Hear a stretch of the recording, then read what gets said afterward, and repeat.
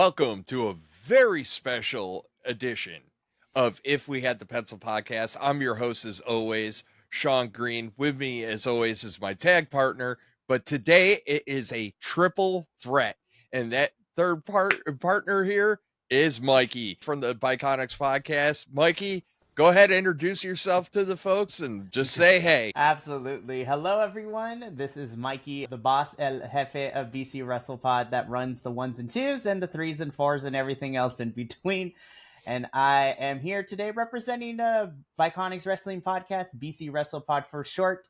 We are an eclectic group of individuals who loves professional wrestling, and sometimes if you want to see random people yell at each other for professional wrestling takes, then yeah, that's where you can find us at BC Wrestle Pod. We love professional wrestling, we yell at each other, and we yell at the skies sometimes. It's a lot of fun for sure. Are you guys like us where once in a while you'll pitch an idea and the next thing you know it pops up and then you're like, oh, they are listening to us?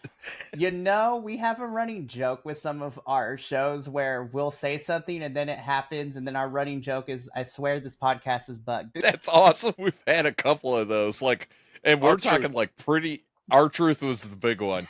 R-Truth, so when the whole R-Truth thing was going on with him and Cena, we actually laid it out line by line how it should go, he should come out to, and we nailed it on the head. Like, I spiked a football right after that because I was like, oh my God, we killed it. We took our stuff word for word and freaking did it. And it was great. So yeah, it's awesome though. But no, I love having you here. For the folks that don't know, these dialogues between us and them have been going on for months. You know, they've been great about interacting with us on social media and just giving us their ideas and talk, because we're all about conversations here, especially about storylines and wrestling in general. And this is the fruition of that. And in the future, I'm sure there's going to be a bunch more collaborations. But so, Mikey, let's start off because Matt and I are obviously fairly new to the game. We're still in season 1. Because we decided that we were going to base our seasons off of WrestleMania. So WrestleMania was day 1, week 1 of our podcast. Right. And then once we get back to Mania, season 2 will start. So how did you guys come around? How did it all come together for you? Our story's pretty known. It's in our intro. We talk about, we're 2 old Army vet farts that were just talking to this crap all the time. And then we were like, hey, you know what? Let's record it. And that's how this came about. So how did you guys come about? So the story of where we started to where we are now has taken, what's the word I'm looking for? It has been a change for sure. And it has evolved into where we started. So funny enough, BC WrestlePod started back in 2022. So of course we were still within the pandemic era. And me and one of my other hosts, John, the both of us, big wrestling fans. We met during the pandemic talking about wrestling as well as other nerdy hobbies like Dungeons and Dragons, things like that, comic books, things like that. The amount of friends you can make on the internet, it was a blessing during the pandemic era. But we got to talking and, initially in our first iteration, our conversations, just like you two, were like, hey, you know what if we did a podcast and just let people hear our random strange thoughts about wrestling? And so we did it for a little bit. Then life got busy for all of us and all that stuff, and so we kind of put a pause on it. And then it wasn't until 3 years ago where I was like, I have the scratch to want to bring this back. But of course, because this was originally John's idea that he brought about it, because I was like, oh, I'm not too sure about, my voice and my face being on the internet. And now I'm the most comfortable doing it. But I asked if I could bring it back. And with his blessing, he's like, yeah, sure. And then through other means, we kind of collected our original core of 5. And we decided, we mostly covered WWE and AEW stuff. And then fast forward through some friends of our, core 5 of hosts and spouses, it now has evolved into a team of 15 friends. Holy crap. So there are a total of 15 of us spread out throughout all the stuff. And again, we started primarily with WWE and AEW.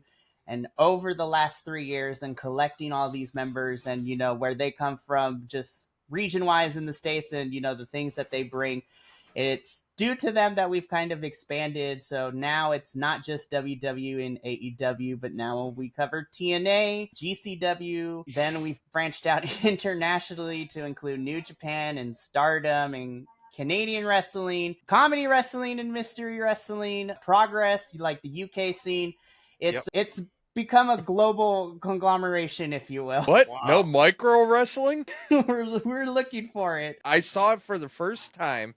It was 2 years ago. They had micro wrestling at Dover for a NASCAR race on Sunday. Nice. And it was the most hilarious thing I have ever seen in my life. And it was amazing. And they were doing good stuff. Yeah. It just was a trip and a half. They own it. And you answered one of my biggest questions, because anytime Matt and I talk about y'all, I'm like, where do they get the damn time? Well, you got a whole freaking army over there, man. I'm like, holy cow. Yeah, it's crazy. It's not just like, oh, these are 15 random people that, we watch and, talk about professional wrestling. But it's because of it, it's been friends. Like, we've become friends and we've become a sort of little family over here. And it definitely has helped out. Now, of course, schedules change, things happen, people are on and off for different seasons, but I have a core group of 15 who love professional wrestling. And if we could put our group chat out onto the internet, the amount of ridiculous conversations we have in general is just fantastic. We laugh, we cry, we complain. All the emotional spectrum is within this group chat. And we're just 15 individuals who love professional wrestling. And we all grew up during the different eras, because despite me leading the charge here, I'm still fairly new. I'm only like 7 or 8 years into the wrestling game. It's not really something that I've had like years and years of experience.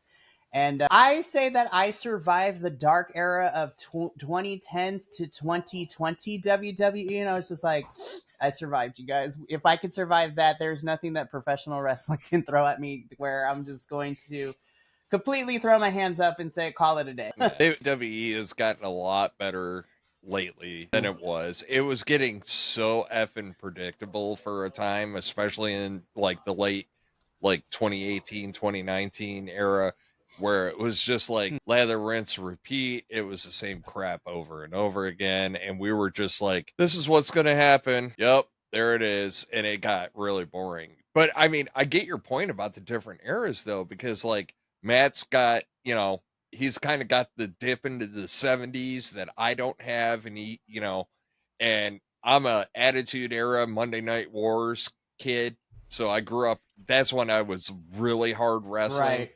So like, we have that kind of different dynamic, and it's really kind of cool. So it's awesome to hear that you guys also have that same dynamic over there. Yeah. When I first started watching wrestling, superstar Billy Graham was the world champ. So thanks to my grandmother, she got me into it. And then like once we got cable, that's when we got exposed to like Georgia Championship Wrestling, 605 Saturday night, Ric Flair and the Four Horsemen. And my dad always thought WWE was hokey. And then when he started seeing Southern wrestling, he loved the Road Warriors, and he loved Dusty and all this. And it was a lot more violent. There was more blood. It was realistic, and and then world class with the Von Erichs and the Freebirds. So yeah, I've kind of almost 50 years now. It's sad to say because I'm only 38. So, and we'll be again next year. I've gone through long stretches where I didn't watch it much. I had an ex-wife that absolutely hated pro wrestling, and so, but and then just life happens. How dare she? Well, I got a good girl here. She watches it with me every show. Claps for that. Yeah. Until she falls asleep. It's funny because I took time off, right? And I talk about this a lot on the pod. I missed the entire CM Punk era, right? I was in the Army. I was deploying. I was busy. I had stuff going on. And the only reason I really got back into wrestling is my daughter, who started watching all the shows. So like Total Bella or Total Divas, the Bella show, or all those shows. She started watching them. I'm like, I'm seeing like John Cena and a couple others. And I'm like, oh, I'm going to start getting back into this. Then Matt and I met, and it's been go, go, go ever since. So, but I want to get a take, because Matt mentioned something, and popped an organization in my head, so don't get yourself in trouble here. But Matt and I are primarily WWE, you know, that's our focus group. Like we very rarely dip into like NXT or very rarely dip even in, you know, Triple A's tonight. That's become must-watch TV. It's actually, I want to get your take on AEW. I hold that AEW has a little brother complex when it comes to WWE. That's one. And I also want to get your take on, so from the outside looking in, watching AEW in clips, like social media clips, I fully acknowledge I don't have the full picture, but I really got to ask, man, what's with some of it? Sometimes it feels like they're blading just to blade and bleeding just to bleed. Is that accurate? Or, you know, talk to me about a little bit about AEW, because I'm interested. Like, I want to hear like somebody that actually talks about it and engages in it. I want to hear like where do you kind of see the state of AEW right now? Oh, okay. So yeah, I'm excited to talk about it. So as a disclaimer, I play Switzerland when it comes to my wrestling. I love anything, and I don't have favorites. I have my pros and my cons with everything that I've watched, and I think that's, you know, just like with anything, I enjoy what it is. I think with AEW, no, because that's been a pro and a con and a criticism at the same time for me. I think what AEW has done initially when the company first started is, you know, it originally started like, hey, we're getting all these, you know, indie darlings, global superstars coming together. And then once they kind of found their identity, then we started getting a roster of, you know, folks that we saw. And now it's kind of evolved into just another promotion here for people to watch, which, you know, is great because competition's a good thing. And you know what? More options for us wrestling fans. I'm never going to complain.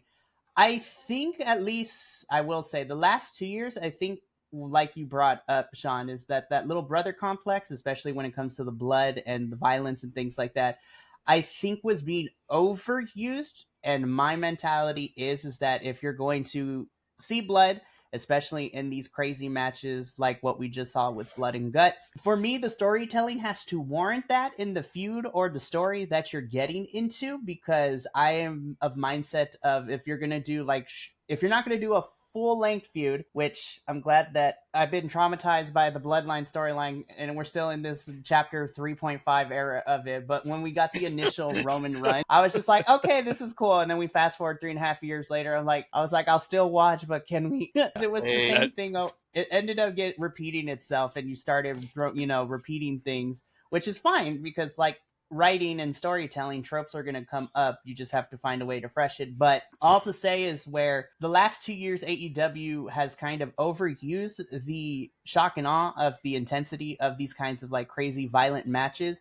But I think over the last year, so kind of getting to the end of AEW last year, and from where we are now to, you know, we're about to end 2025, I think AEW has found a way and kind of found a middle ground where you can still get the shock and awe of things, but it's not used as crazy. And then it also depends on where they are when these things happen. Like at Wrestle Dream, because it was in St. Louis, we didn't see too much blood from Moxley and Darby's match. We saw Darby get drowned in a tank, which was crazy. I was like, this is the first time I've seen that, so that's interesting. Do you know why they cut out on the blood in St. Louis? Well, because they actually have a pro wrestling athletic commission. Yeah, and they had a lot of rules. It's the same thing back in January when we did a watch along for GCW's show in the Hammerstein Ballroom, where we were waiting for an hour because the commission, after somebody broke their leg live during the stream, which was nuts to watch, we had to wait for ambulance to take person to hospital, but then we had to wait for a second ambulance to get to the show, and then they continued with the show. So it just depends as well. Yeah, shout out to Allie Katch, though. She's good to go. She's slowly getting back into the ring. Love her to death. But I think AEW has found a balance between, you know, just wrestling to wrestle and then the shock and awe of it. And I think I think the important thing is the feedback, because that's something that fans have been complaining about. Because don't get me wrong, I love me some good blood and violence, because I love all types of wrestling. I'm a sick freak. I get pleasure from that, you know, because it's intense. But I'm also of the criticism where it needs to be warranted. And I think AEW has kind of finally found the middle ground for stories to escalate into that, Or, if you've been telling a story or a feud for the last couple months, then settle it in the ring like we saw with Blood and Guts with the men and the women's matches. So Matt harps on this all the time. He's like, it's fine to cut when it makes sense, right? And then right. if all you're doing, and it can work at the opposite too. Like, from our perspective, like WWE, what was it? The cage match with Jacob Fatu, which was a nothing burger. And it was like, well, I want to see people getting their face dragged across you know what I mean? So it's like, if you're going to put that there, make it make sense. And it's kind of, we were too. We were like, oh, that was just blatant disappointment across the board with that one. So it was just like, it's like, don't. My feeling on Blood, I was kind of having some internet problems, but I think I fixed them. Blood, I always like Blood in wrestling. So I think WWE could use a little bit more and AEW could use a little bit less.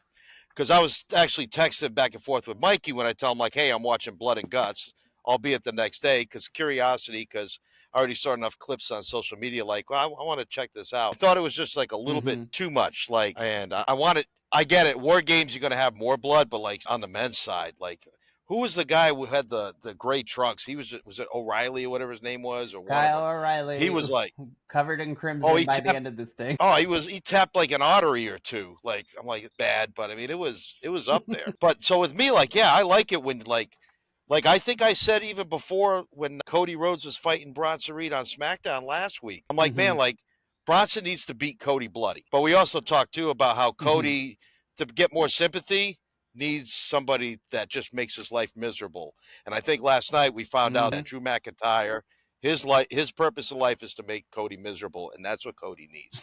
Didn't want to get too far off track, but it kind of ran into it. But like, it was good to see Cody bleed last night. Yeah, fantastic. That promo last night from Cody Rhodes is exactly what you needed.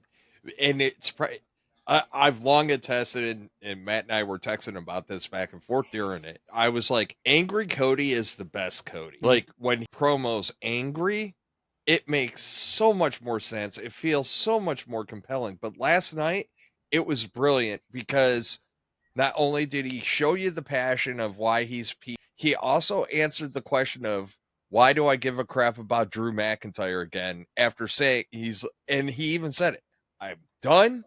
And now now I give a crap again because you got in my business but that SmackDown last night was probably the best SmackDown I've seen in like a long time. Yeah. Top to bottom. Like, I had no gripes. So it was just, and that Cody promo was just kind of the antithesis of that, where it's like, holy crap, he answered all the questions. He gave us the why. That's all I want. I want the why. Because, our pod's all about storytelling. So it's like, make it make sense to me. Speaking of which, because, sometimes I don't want to be in an echo chamber. First off, kudos to you for making the Switzerland point about this. We're very much so like that, even when it comes to talent. So, like, but sometimes you got to drag talent because they need to be drugged, right? And it's just like, so you're always putting the disclaimers out like, look, we get it. It's not to besmirch them, but it needs to be better. You know what I mean? And like, so kudos to you on that.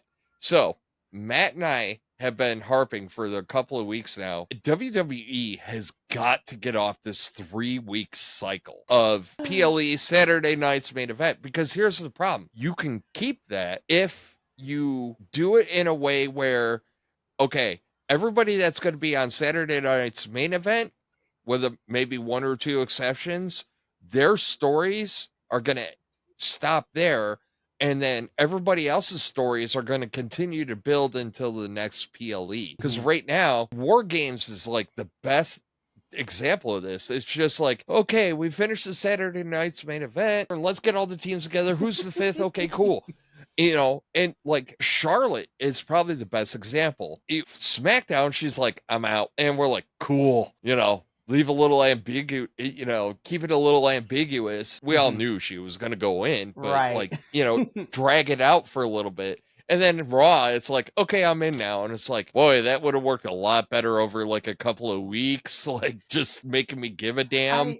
No, I 100% agree. And we on our Sunday show for WWE, the term that we use, it's kind of like WWE with this repeat of like the 3-week cycle of between, you know, the Saturday night main events and the bees and all the, you know, special stuff they do. It's like when we were younger and, you know, either in the car or on the school bus or whatever your mode of transportation was that didn't involve a bike, like some sort of automobile. WWE has felt like it was trying to finish its homework and it was due like in the next hour before they get to school. So they were trying on the bus and the car to finish writing everything. And so when they turned it in, it's like, it's not the worst thing I've seen, but it's not, you could have done better. So it's like in that middle of the road kind of feeling. And I feel that that's where I love WWE. I think there's a lot of good talent on main roster and to NXT to a certain extent, where I think and I feel that, you know, it's funny because at the beginning of the year, WWE said, it's like, oh yeah, we're not going to go too crazy. It's like, we're going to space these pay-per-view outs. And it was just like, why are we getting like, this was the same issue that I had when we had like brand specific pay-per-views back in the day. Like in the 2010, 2015s where we had a Raw pay-per-view. Matt wants them back. Yeah, exactly. I was just like, we cover them like, yeah, you have a pay-per-view every month, but at least you have 4 to 5 weeks between each to build. Yeah. My mentality is for any promotion, again, I'm not a booker, I'm just a wrestling fan, but this is where my mindset comes from. I feel that you can have like treat the whole entire calendar year as a season: winter, spring, summer, fall. If you're gonna do a pay-per-view a month, or at least spread it out to like a month and a half, and then, you know, have two. You have like, I don't want to call it B show pay-per-view, but one that has stakes, but it's not one of the, you know, quote unquote big four of a company. But everything should lead into that big four pay-per-view, which is like the season finale, leading you into what the next 3 months is going to look like. And then that's how they used to do it years ago. You know, they got away from that. And then like they're talking at 26, like what SummerSlam's, you know, 2 nights now. Was it Money in the Bank they're talking about doing 2 nights? Like, if you're gonna do that, then you gotta get rid of the 3-week PLE. Well, like, you can't too much stuff. Too many chefs are gonna spoil the soup. So there's a couple of notes in this as we talk about this, though. So I don't have a problem with all 4 big 4 for WWE becoming 2-night shows, but in order to properly do that, what you have, look, to your point, like, why are we doing this? The roster is deep, but you have to plan it accordingly, right? So let's I don't care that Punk's got the belt. He kind of got it by default right now, but let's like look back when Seth Rollins had the belt. Right? You could have gotten away with put Cody on Saturday night's main event defending against somebody, because right now there's no good heel. And then you have Seth out there on a PLE, not the big 4, out there defending his title during that. But what you do is you took that 3-week cycle and made it 6, right?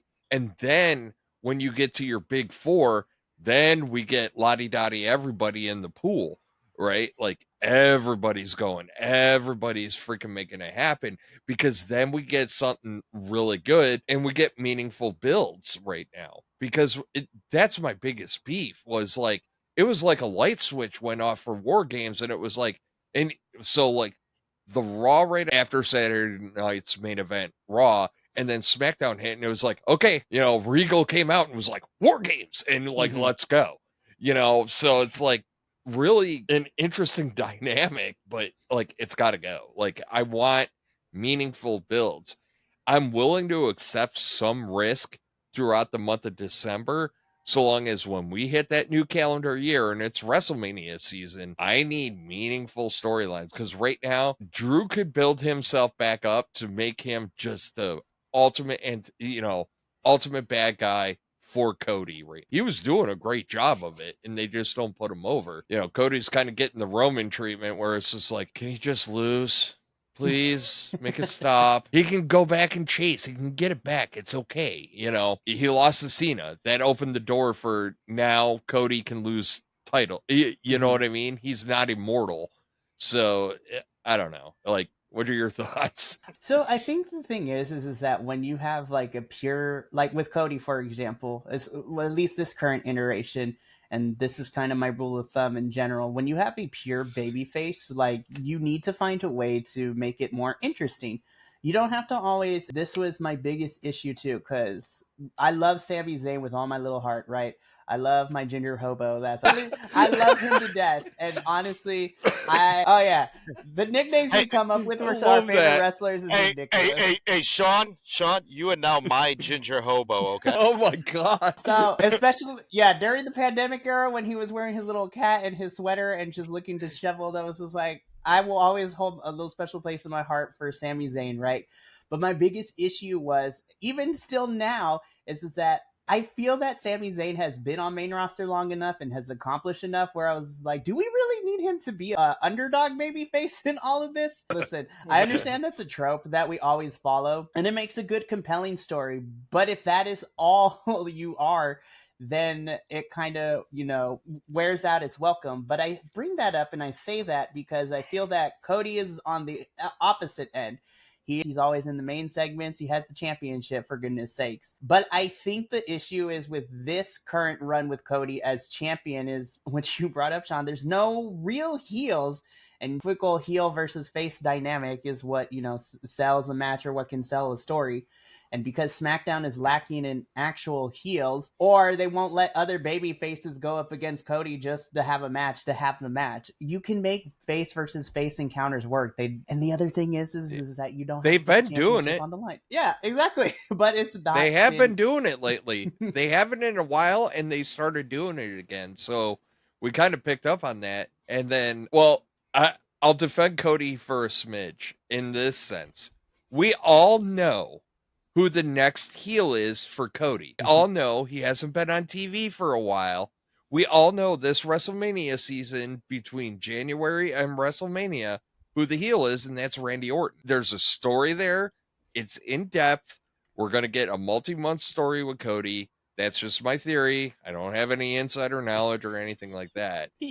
Don't get me wrong. So, but I think that he's the next great heel for Cody because it's a story, there's history, it makes sense. That's where that's going. And that's probably why we haven't really seen Randy for a while. We're in that character reset absence thing going on. But you know what's going to be great about Randy and Cody real quick? The investment from Cody and Randy fans. There's going to be a massive amount of fan investment in this feud. I think there is with Drew and Cody, because I really like Drew, and everybody Drew's kind of been screwed over. He was the champion during the pandemic, and then CM Punk screwed him. So he's never had that glorious moment in front of the big crowd. So that's why we were kind of pulling for Drew to beat Cody. But so people have got invested in Drew, but people have been invested with Randy Orton now for over 20 years. And now you got all your Cody. I just think it'll be so compelling. And if they do it right, I think it'll be a huge story. And it'll finally get Cody away from some of this. And he's kind of on his own thing. But I think that's the biggest challenge that they're having with him is they have to walk this fine line of, we want to keep him, we want to keep him PG, right? That's ultimately what they're doing. He's the face of the company to everybody, right? We're all going to have our likes and our dislikes, but Cody is the face. He's the guy that's going to go on all the shows. He's the guy that's going to, shake babies and, all that good stuff. So that's cool. All right. So I gotta get your opinion on another very hot take from this year. What is your take? What was your take on the John Cena, the whole thing? I'm really curious on what your thoughts are on that. Okay, let me just take a deep breath. Okay. And when you need me to, tap me in. I'll talk you off the ledge and tell you why it was a good thing. So now that it's kind of the dust is settled, and now that we've gotten, a return to Cena in his, face form, here's what I'll say about the whole run as him as heel. I think it was actually pretty fun for me personally, and we had a good time with it. I think the biggest issue that, at least at BC WrestlePod, that we had with it is that he's a heel now. What are we doing? Who are we going to put him up against? I feel that we kind of just bypass, some other things back in March. Yeah, and then roughly about that time frame. He won the title at Mania, carried it all the way into midsummer. Yeah, SummerSlam. Yeah, he lost it at SummerSlam. So within that span of a couple of months, the heel character work was fun. Watching him make kids cry both in the States and international was a fun time as well. I was just like, and it goes back to dimension of character. The problem I had with it is that you didn't book anybody else because you had this through line of heel Cena, and then we could have had something really cool with R-Truth, Ron Killings. Like, that could have been fun, but we got it at a Saturday night's main event, and we called it a day, and then lo and behold, bam, he was gone, and then he made a reappearance at Money in the Bank, and now he's back to being a funny character. That's a whole different topic we can discuss at a later date. But the issue that I had with this whole Cena heel run is that you had the heel turn, you had the ending at SummerSlam where he's like, oh, I understand the error of my ways, and here I am. It took Cody fighting me at SummerSlam and taking the title for me to realize that. In between all of that, you did Lex to nothing with it. The mic work was fantastic, but as far as the wrestling wise, you could have had one or even two opponents if the inevitable result was Cody. I feel that it was not Cena's fault. It was not the talent's fault. I blame everything on creative because they had an idea, but they could not figure out and executed it poorly is where I stand with it. Okay. So this is going to be a mix of what I feel and a mix of my tinfoil hat on. So bear with me on this. So first off, tinfoil hat. It's all The Rock's fault. Anyways, we'll just go from there.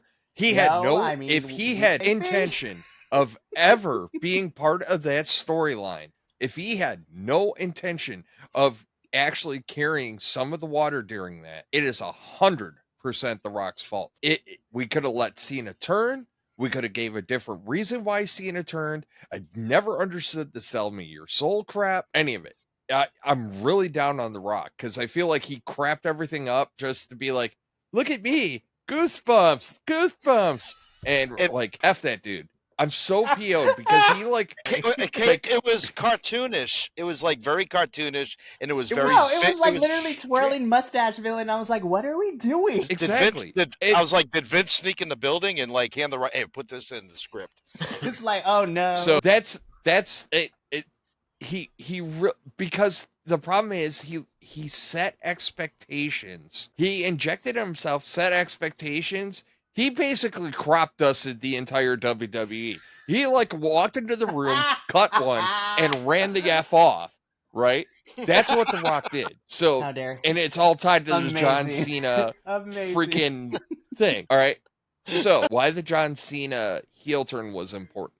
One, it gave you a reason for him to go up against baby faces. So, there's only so many opponents that he could have gone up against, and it would have been, if we didn't have the heel turn, this is the promo we would have got every week. I respect you. You respect me. Blah, blah, blah. You're the GOAT. La, la, la, la, la. And it made it boring, right? And then on top of that, I don't disagree with you that the execution was wonky. Let's also keep in mind, he wasn't exactly at his current level of wrestling when he started his heel run.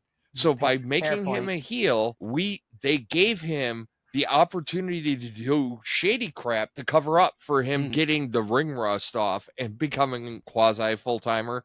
You know what I'm saying? Because he looked 100% better at SummerSlam than he did at WrestleMania.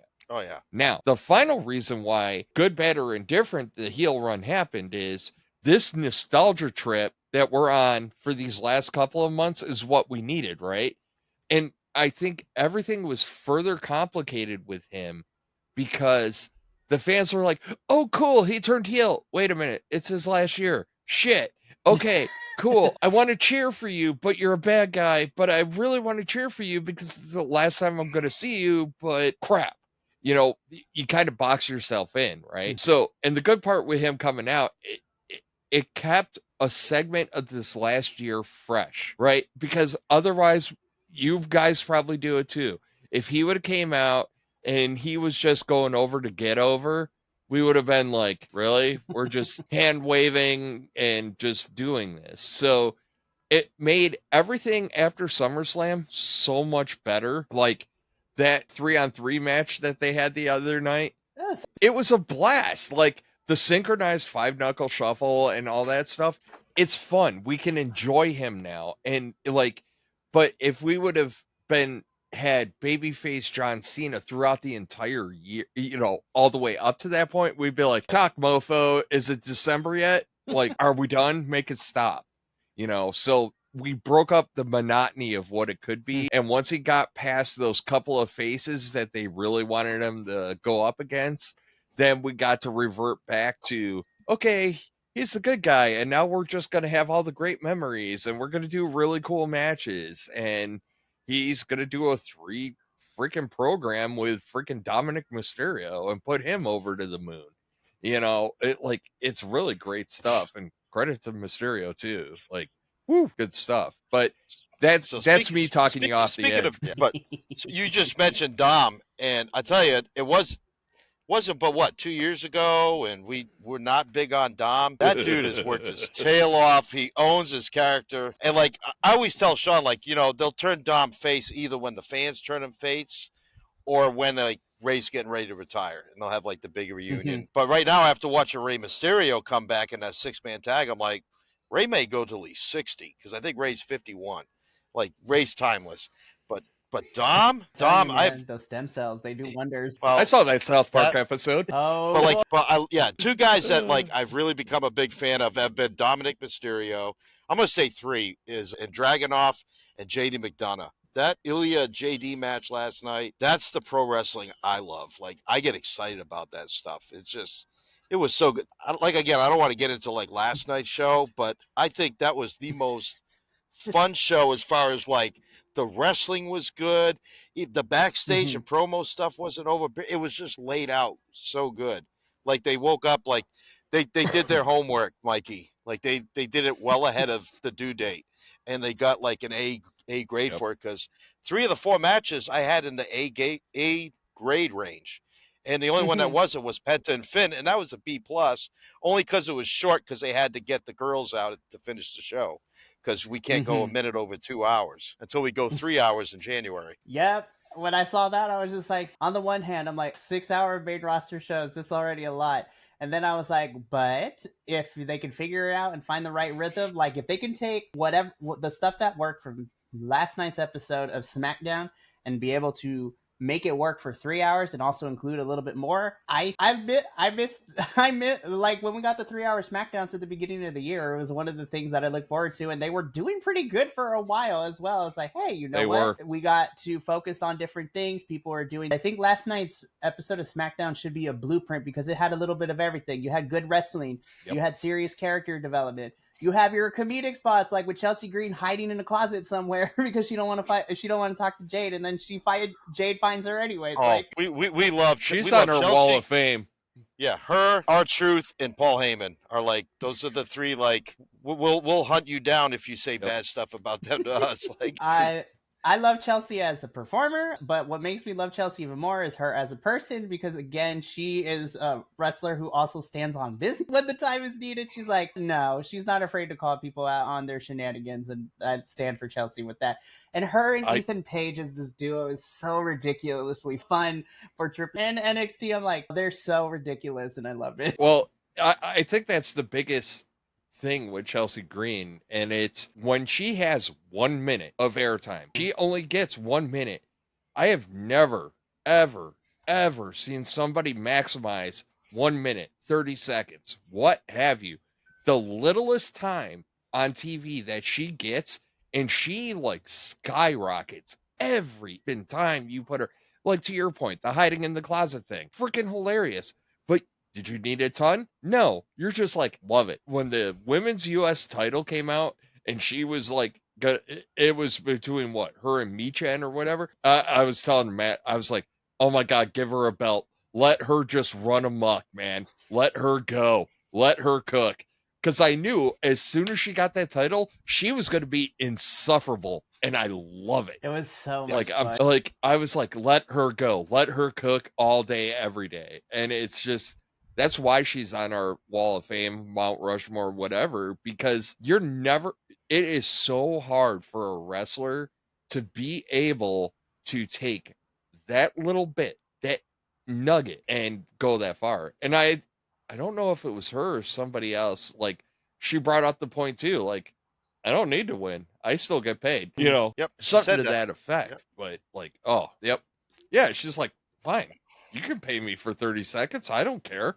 I don't need to win a match. It's like, okay, cool. You know, so long as we get out of that recycle crap, like that's another thing we cry about like a lot, which is they do have a bad habit, especially in the women's division, just regurgitating the same opponents. Like you got this like little 4-person pool. It was like Piper Niven, you know, that whole crew, Mi Chen.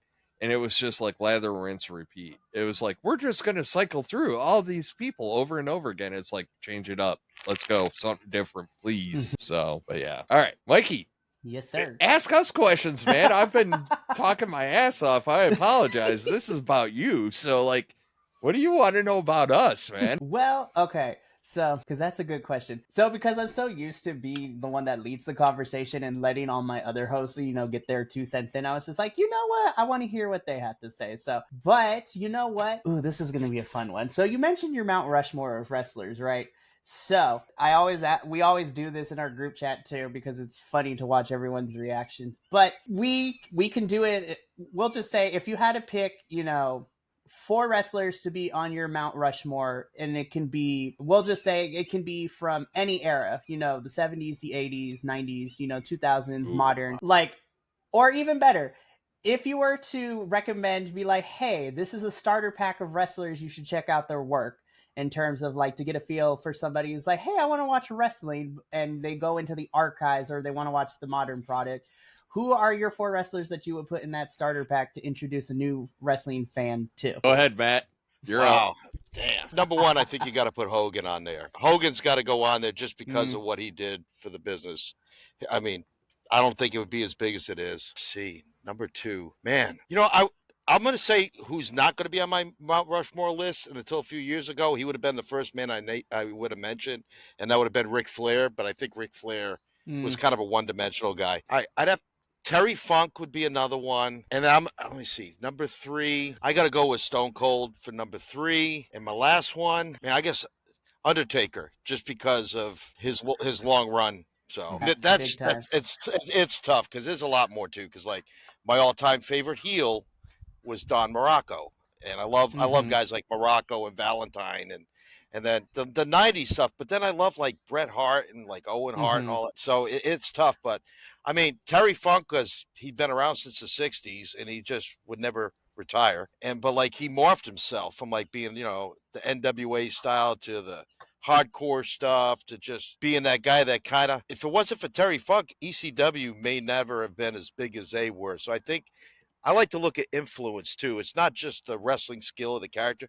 I think it's their influence. So you can't deny Hogan. You can't deny Stone Cold. And then Undertaker, just, yeah, because he's 35 years or 30 years. And he was able to change that character and even go back to the original character. And it worked. So that's my 4. Who you got, Sean? All right. Okay. So I'm going to agree with you on Hogan. It's the historic matches that have become mainstream, and it's also the influence on pop culture and everything else, right? Like, wrestling was just kind of a niche thing. It was a kid's thing, and Hogan was really kind of the first guy that kind of, like, made it. You know what I mean? Like, you didn't have to know wrestling, but you knew who Hulk Hogan was. You knew what he did. But it made wrestling, you know what I mean? It kind of bridged that gap. And that leads me to number 2, which is Stone Cold, right? Like, as much as Hogan did, Stone Cold did more. And why? Because for us crusty old bastards of my generation, like, you were cool if you had a 316 shirt, right? Like, that was a big deal. And especially during the 90s, like, the 2 biggest things that you would see is DX and, you know, and DX was only around for like 2 years, but like DX and Stone Cold, but Stone Cold just traversed, and like Stone Cold had so many memorable things about him, you know, kind of like same as Hogan, right? Like we're always going to remember him slamming Andre. That was a huge deal. And it's like same with Stone Cold, where like WrestleMania 13, where he's in a sharpshooter up against Bret Hart and he's just gushing blood down his face. You know, you're never going to get something that iconic. He went head to head with Mike Tyson. You know, so much of Stone Cold. He got into a fight with Booker T in a grocery store, for crying out loud, which is probably one of the most hilarious things. You know, to your point, like if you're going to make somebody watch this. I want them to understand, like, this is awesome. My number 3 is Mick Foley. That's a good choice. The dynamic of Mick Foley, Dude Love, Cactus Jack, and Mankind, and the amalgamation of all 3 of those dudes. That guy, like, if I'm saying to somebody, I did it with my kids, and I do it with every a-hole that says, wrestling fake.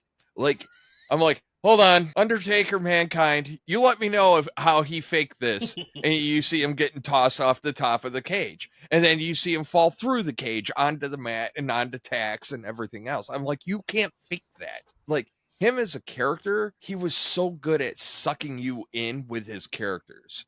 And the cool part was, if you followed Mick Foley all the way through, right? Like, through his WWE iterations. Like, I know he did a lot of stuff with Terry Funk back in the day and everything else. But if you follow Mick Foley throughout his journey, every character had its own little flavor.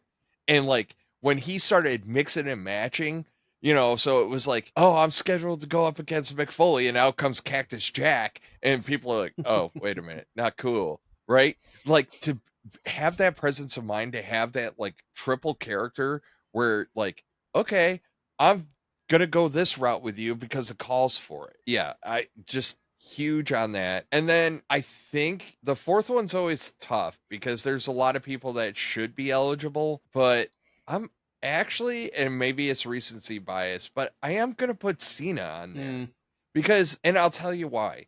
Because Cena, just like Stone Cold was a bridge, just like, you know, Hogan was a bridge back in the day, I think Cena is also one of those bridge characters that we went through a dark effing time with WWE of the PG era, right?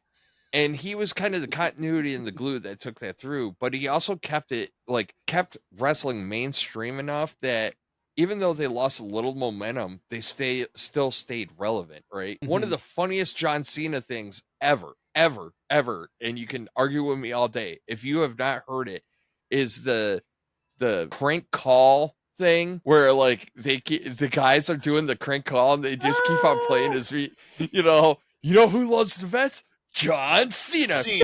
Like it was such a great thing. And, like, but my point is that he's another one of those that, like, transcended everything into pop culture. And, like, again, John Cena, what he does, but he also, like, kind of bridges the gap. Like I said, there's arguments to be made for your Flairs of the world. There's a lot of great wrestlers, but I think, like, if I have to do a Mount Rushmore, you have to be more than just a wrestler. It's kind of part of the reason why I partially shit on all this praise being heaped on to Roman Reigns, right? Like, I look at Roman Reigns as just a wrestler. He doesn't do anything new for the sport. He's just really good. He got hooked into the Bloodline storyline, which, bro, what was it, a week or two ago when one of the announcers was like, it was when he came back out on Raw, they made him the 5th guy, and, like, the announcers are like, oh yeah, he did all this great stuff by himself. I'm like, bro, he couldn't win a match by himself to save his ass. Like, it just... And I have a small little soapbox with that one. I love Roman dearly. I truly, truly do. I think when whenever he retires and we've kind of let it settle, it's like, you know what? Roman was a pretty interesting character. I know the fan base loves him and everything, but I was like, commentary, don't lie to me. This is like the 5,780th time like he's returned. I was like, we've been doing this for 5 years. What do you mean? I know, bro. You and I, we'll just get a double soapbox on the Roman Reigns issues. Like when he came back last week, first off, I thought he wasn't going to see the Usos until Christmas. I guess we just wiped our ass with that. I know it's hyperbole, but my big problem is where's the why, right? Like, okay, I get it, it's the vision, but where's the why? Like, why are you here? Why are you working with Cody Rhodes, who has your belt? Why are you working with CM Punk? Why, who you got pissed off that Heyman went out and got for you in a War Games match?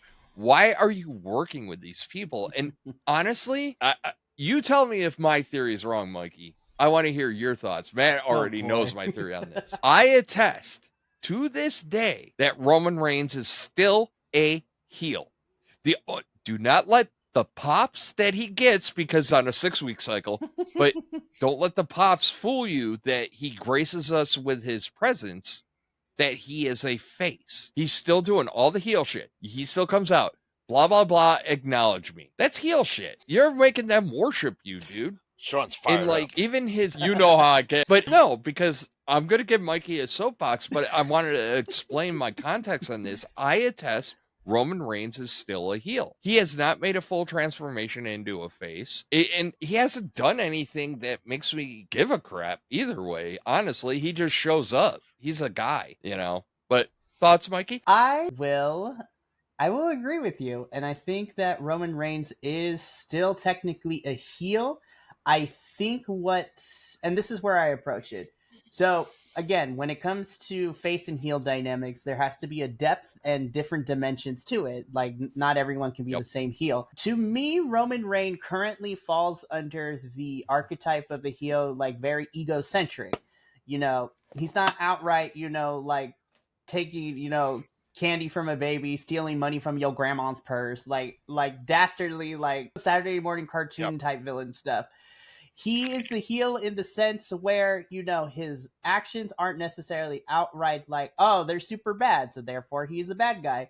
But his ego is what is his weapon, and he weaponizes that ego because, again, it's like you said, people are like, he has acknowledged me. Is like, the worship from the crowd, the way that he interacts with his own family members, where it's, instead of it being like a familial relationship, it's more of a subordinate relationship. Roman Reigns is an egocentric heel, where that ego, once it pops, then you can begin the downfall and the rebuild up of Roman Reigns. However, WWE hasn't presented us a situation currently, or any other wrestler who can be a credible threat to that ego, or, the attempts that we've had seen. I was like, we know this isn't going anywhere. If you're going to make it someone credible to make that ego pop, make it believable. And the people that Roman has gone up against, I was like, we know where this is going. We know that there is no way that this will be the downfall of Roman Reigns. But I think that Roman's ego needs to have that downfall, kind of like a certain person with 18,000 belts in AEW. We need the Icarus flying too close to the sun, begin that downward spiral, reevaluate the things of why they do what they do, and then it can be more compelling. Now, don't get me wrong, Mercedes and this belt collector is fun enough, and I actually enjoy it. And again, tonight she's going up against, for the second time for the women's title. The fun story is that she can collect all these belts, but if they execute it correctly, she still can never get the job done when it comes to the big one. And I feel that Roman needs to have that Icarus flying too close to the sun moment for him to kind of truly transition into face. Oh, by the way, spirit animal, I need to get to your little thing. So, Matt will back me up. My transformation of Roman Reigns has always been, he has to hit rock bottom. And he has to be humbled. Like, he has to hit rock bottom to the point where even the Usos are flipping him the double birds. Mm-hmm. Sami Zayn's like, you screwed me, you screwed them, you screwed everybody. And like, they've dipped their toes in it. He's basically got to get humbled to the point where he has to quasi-apologize to his family. Because he just uses them, right? Like, he puts them in bad positions and uses them. And they try to help him, and then he's just like, F you, I don't want to see you until Christmas. So he's an addict. He has to hit rock bottom. That's what you know what? He's got to hit rock that bottom. Up, and I was going to exactly say the same thing because, again, knowing individuals who have been a part of that process, one of those steps is making amends. And honestly, I agree. I think if Roman is going to truly transition into a face, he has to hit rock bottom. He has to have the other people he's been using to finally actually be like, no, I'm done. We're done with it. You got your own stuff you need to work out. So when you do, I'm like, especially with the Usos, it's like, we love you, cuz, but we ain't gonna forget all the crazy stuff that you put us through. So we love you, but I thought we were getting that with Jimmy, honestly. Yeah. I thought we were getting it with Jimmy when he started poking around Jay, and like, they kind of took it in the, and they kind of turned the off switch on that. This is the 3-week build thing. Sorry, not to go divert the conversation, but like Roman, and we were toying with, and we could never turn Jay heel, but what we could have done was take him to the precipice and then reeled him back in, right? And they kind of just hit the off switch, and like I call it what, the Vin Diesel card, the Fast and the Furious card. Like with anybody with a Samoan heritage, it's just like family, and like that's it, right? That's the answer to everything, and it drives me batshit crazy because it's like, yo, that dude screwed you over and made you, he used and abused you, and you're just like, and then he walks in with the Vin Diesel card, and he's like, family, and that's it. And and here's the thing, right? If you actually have like familial relationships with wrestlers, WWE with the whole bloodline thing, it's just been the generalized stereotypes of what you see with family. It's just like, oh, because we blood, but that doesn't mean anything. It's just like family dynamics and relationships in general, whether it's with significant others, siblings, parents, cousins, whatever it is, they are dynamic and they are complex. And I'm not saying that these relationships with the Usos and Roman and Solo and all the Samoans in the Fed right now, they don't need to be super complex because then you get to muddy the waters.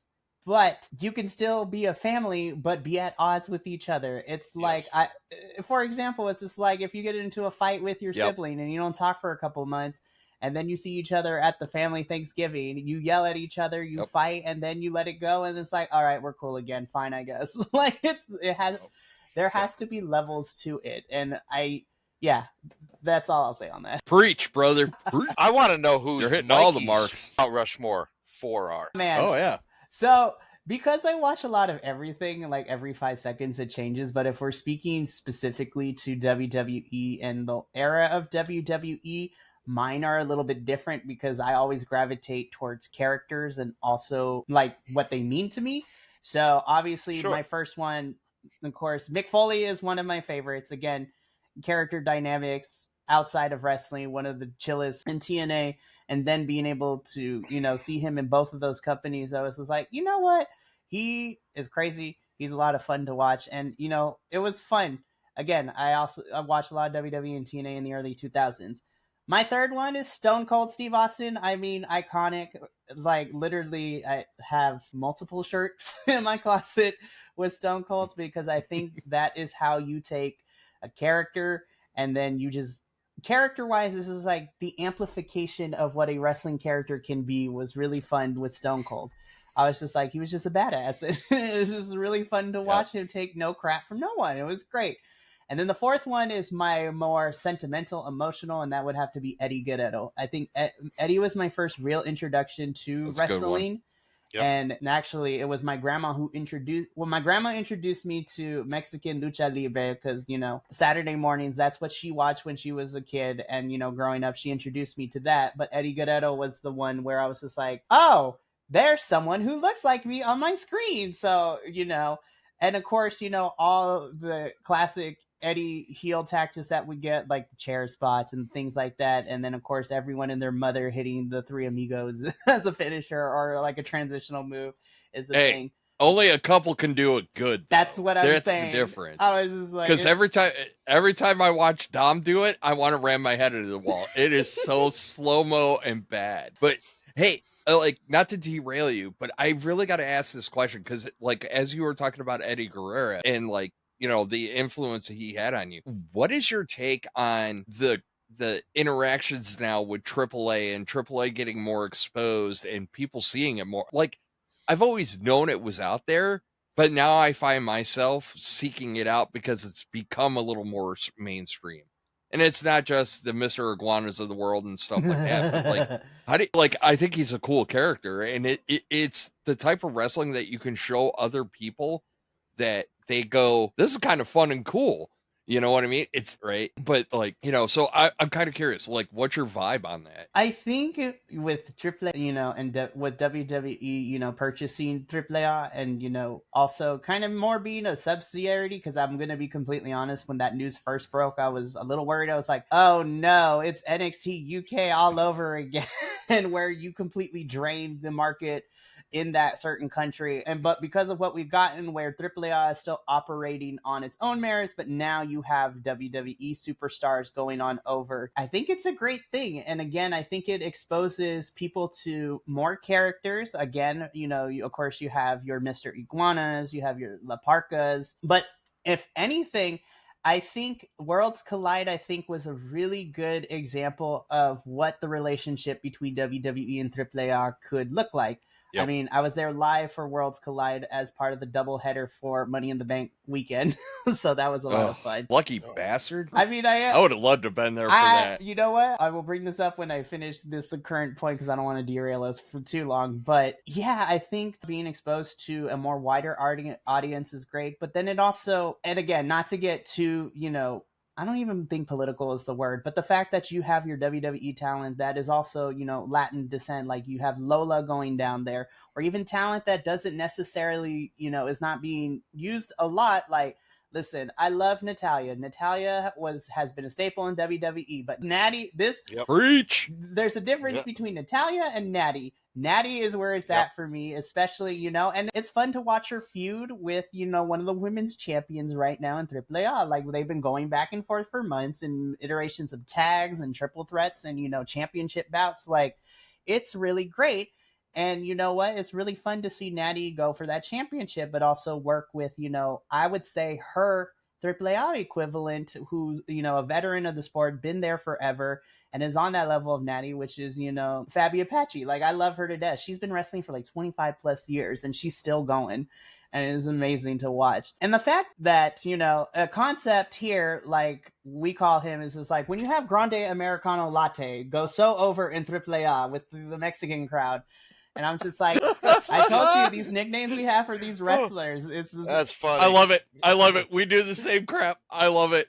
Yeah, so with the fact when you have Mr. Analogy and nickname. Do it. Well, now Sean, because we have the full faction, you have Grande Americano Latte, you have Mediano Latte, and then Latte. Like, we call him frickin' Fred. That's amazing. But to kind of wrap it up, I think AAA being exposed, because again, you get, La Parkas, your Mr. Iguanas, you have the talent coming over, but then, it's been an interesting dynamic too, and obviously it hasn't happened since Worlds Collide, but the fact that, all these other Latin countries, to see these superstars get to be shown on the United States, it's crazy, and it's really, really good. So I think it works both ways. It gets us to be introduced to Lucha Libre, but it also gets to see the people who are been watching AAA to be like, oh my gosh, it's like John Cena is here, or Natalya, or even some of the stars from WWE are now here in Mexico, which is great. So I was skeptical and I was a little nihilistic at first, but you know what? I think because of what we've seen so far, where it's actually a collaboration and not like a true takeover where all of you are fired, now we're going to take over. So which is very, very nice. No, I love that point because, like, first off, shout out to Corey Graves, right? Corey Graves, a little bit JBL, but Corey Graves, when he was doing the commentary on these AAA shows, he did to your point, right? Like, some of us, we've seen Rey Mysterio for years. We saw Eddie Guerrero. La Parka was up for a little bit in WCW. Like, we saw that, but we automatically go, he's a luchador style wrestler. I expect, high flying goofiness, right? That's what I expect from a luchador. Whereas when this whole AAA collaboration started, and we had Corey Graves as our translator, if you will, explaining that the way things work here are different. The why of, so like, all that stuff, like, but explaining to us, like, why it's different, right? Like, culturally, why it's different. It makes sense. Like, I'm not watching the Mexican equivalent of WWE. I'm watching what they do in the same genre. Hopefully that makes sense. But like, we're watching, like, okay, they are wrestling, but the way they do it, the good part to your point is, with it being a collaboration, is I feel like WWE did a good job of not changing the way it should be to make it more WWE-ish, which I think is something, if Vince was around, he would have done that. He would have ruined it. We know how to do this better. Whereas they let them be them, he would have ruined it. And in this case, because the poster child for this really should be that match that included Mr. Iguana and Finn Balor. The fact that, like, Finn Balor had Demonito and was able to interact in the way that he did, stupid, but was so brilliant. It's my kind of stupid. It was stupid, but it's my kind of stupid. But my point is, pro wrestling, it works. It's just because It works. So, and Wrestling we needs loved more it. fun But like that, like, honestly. Yes, wrestling yeah, is supposed to be an but I mean, escape you from had all the BS of life. That's, it really is. I love that they just let them be them, Yep. basically. And any WWE superstar, for the most part, that goes down there to participate in, the or whatever, they're adapting to that environment and not forcing the environment to adapt to them is really what I'm getting at. Like, so like I love your insight on all this. This is like awesome. But Oh yeah, it's definitely a lot of fun. And again, one of the big things at BC WrestlePod we do is because, and I can say this because we joke about this all the time, but in our eclectic group of 15, it's myself, my CMLL co-host Adolfo, and his wife. It's like the three of us are Latin, and so for us, it's just like we found this weird conglomeration of individuals where everyone gives everything a chance, and for us at BC WrestlePod, wrestling is supposed to be fun, but it's also important, and that's why we cover so much different styles of wrestling around, here in the States and the world as well. It's just like I always tell people, if you're looking to get into wrestling, I say that if you're looking to find out what the world of wrestling has to offer, even if you don't watch everything like wholeheartedly, it's that I believe that you should have a triangle or a trifecta of wrestling. You should watch one of the major US feds, find a smaller US independent, and then check out one of the international brands too to see what's going on. And I think what WWE and to a certain extent AEW have done is that they have these partnerships with these international brands like WWE. Outside of Raw, SmackDown, and NXT, now they have a foothold with AAA in Mexico. They also send a lot of their NXT talent on excursion and vice versa with Pro Wrestling Noah. And you also have Marigold too, that is looking to start a relationship with WWE, which is Japanese women's wrestling. And then in AEW, of course they have AEW for Dynamite Collision. They have Ring of Honor, but then they are working with Stardom, New Japan, BMLL. So I'm just like, in 2025, it is such a fun time to be a wrestling fan because, these major US promotions are branching out to bring the international talent and get eyes on the international talent. And hey, I'm just saying, like, if you like what you see here, go check out, what they got going on over in Japan or in Mexico or in the UK scene, or even Canadian wrestling is great sometimes too. I like it because we're getting back to the almost like the territory days. Does it? That's what it sounds like. We are. We bemoan the loss of if the indies brought it back, and now like there's this huge popularity in the indie scene. Now we're getting the territories because Billy Corgan owns NWA, which I haven't seen much of, but we're starting to get back in that territory where you're going to watch WWE, but your little area is going to have their own little company now that you're going to be able to see. Hopefully, some working relationship with the bigger feds like AEW, WWE, where these guys will actually get an opportunity like how it used to be in the 70s and 80s. So I think the future is really bright. Big time. You don't have to generate as much homegrown talent now. I'm not saying that I don't think we should be raiding the territories, but yeah, I think we should use them. I think too. Yeah, it's like the greatest example right now is like in AEW, Takeshita. I mean, he signed to AEW, but he also, he is, the IWGP World Heavyweight Champion for New Japan. But his origin story comes from DDT Pro Wrestling, which is, Japanese comedy wrestling. Like the clips I see of this kid wrestling on a track and field, and he does the full sprint over like the hurdles and then like boot kicks of his opponent in the face. It's just glorious. But Sean, you had a question before we got into that. Well, because we've been kind of talking about this crossover, and you touched on the collaborations and stuff like that. I'm not going to say the word satisfied, but have you been content with the crossovers between NXT, more so WWE? I want to say WWE as a whole in TNA, because Tuesday I kind of crapped on the Dolph Ziggler match a lot because I thought Dolph should have went over, honestly. And I kind of crapped on it because I feel like in NXT level, there's a lot more tit for tat in the collaboration with TNA. Whereas I feel like if we see a Joe Hendry come up, if we see a Dolph Ziggler come up, or Nick Nemeth, insert name here, but if we see that collaboration, I feel like when it goes up to the main roster, they become cannon fodder, right? But whereas NXT, it kind of goes back and forth. They get theirs, you know what I'm saying? So are you content with like that aspect of the TNA collaboration? Or are you like me where you're like, all right, let's let them go over on the big boy. You know what I mean? Like my argument for Dolph Ziggler really was, unless Solo Sikoa is winning the tournament, who the F cares? Let him go over. Because MSG was burning down for him in that match. Like, MSG wanted him bad. And, like, Solo, meh. I know, and a lot of people are like, they're going to siphon TNA of the talent. I was like, well, no. I'm just like, this relationship has only been a year and some odd change together.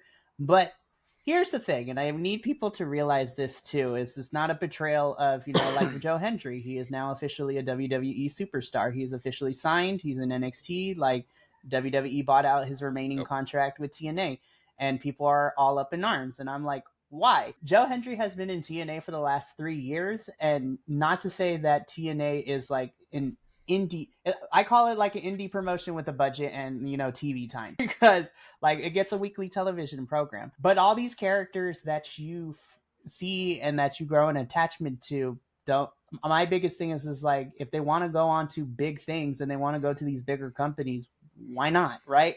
I mean, it's regardless of how every wrestler feels, most wrestlers, there are some that are content with just being on the independents, which is good. You know what? And I love that, because we need a thriving independent scene, because without independent wrestling, then we don't really have, what we have now with, these independent talents getting signed to, AEW and WWE, and to a certain extent TNA. But you want to see these people succeed. Now, do I wish some of the more established NXT stars would pop into TNA even for a small stint? Yeah, because of course, I love all the NXT talent we've been getting. Like, of course, before he was released, we had Wesley be a part of a TNA pay-per-view. I mean, now him and the Rascals are reunited again in TNA with all 4 of them, which is great. Which is, Jordan Grace coming over to NXT is great.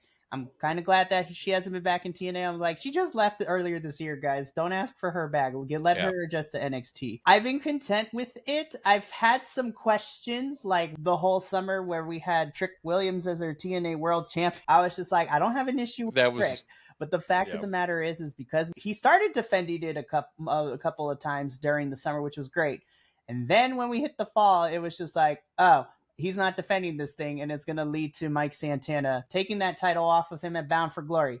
Don't get me started, because I already went on a rant last week. I was just like, no TV episodes for a month. First title defense. Mike Santana gets attacked by NXT stars, and Frankie Kazarian cashes in his quote unquote Money in the Bank for that title. Oh, so hot, And I'm just saying, character-wise, wouldn't it be crazy? And I know they were previously in the Fed, but the Inspiration, formerly the, iconic, girls, pop into NXT and defend those TNA Knockouts Championship, because NXT has a very deep women's roster where you can do singles and tag teams, in my opinion. And it's just, I wish they said, like, even if it's for like a one-off too, like a Ricky Saints. I mean, we literally had an Oba Femi, which had me super excited, pop up into TNA. I was just like, oh, so we're doing this. Okay.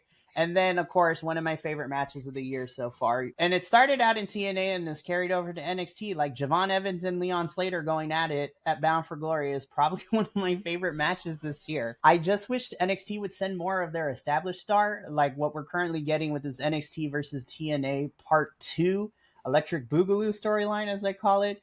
You're sending the people that are on Evolve, which I love Evolve, and I do the report cards for those, but I feel like you can, even if it's for like a one-off or even a pay-per-view cycle, like send over like a Sol Ruka, a Zarya, like there are women on this roster. Well, I think certain talent, though, I think that Sol Ruka specifically, like, we've seen her get called up like a couple of times to the main roster, and Matt and I have both been impressed. I think the challenge in your dynamic with some of the established stars is, I think that it's hard for them to, because they got to make us give a damn when they get to the main roster. So I contest that Triple H has a formula with call-ups, right?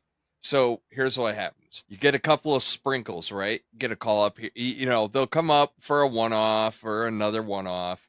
Then the new year will hit, and then they'll get put on the roster. Mhm. And then, like, all the people that have been watching them their whole time in NXT are like, why aren't they wrestling more? Why? Why? And they're going to throw temper tantrums, right?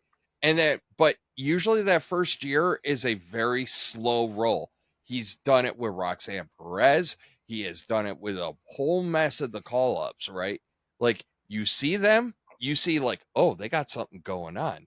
And then all of a sudden, you know, next thing you know, they'll find a meaningful storyline to inject them into, and now they're a main roster talent. So I think part of the problem with, like, your Sol Rucas of the world a little bit is they're in that gray area transitions right now, where they're slowly trying to wean them out of NXT and get them into the main roster. That I think that's the challenge there. Not saying it can't be done. I'm just saying I think that contributes to it. But I think there's other talents that, yeah, you're probably right, can go back and forth. So very interesting. And I think the other thing too is that I would love to see more TNA talent on NXT as well, because I feel that there's a lot of the younger TNA roster that could benefit from working with, you know, a young NXT.